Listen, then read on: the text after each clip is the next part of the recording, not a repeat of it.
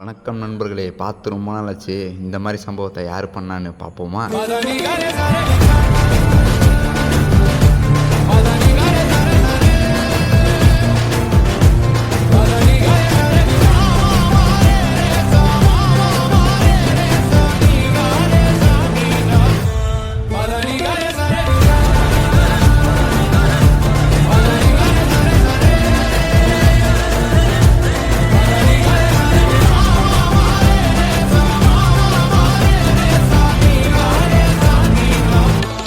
நம்ம கொலையில் அடுத்து என்ன பண்ணோம் தெரிஞ்சுக்க, ஸ்டே டியூன்ட்.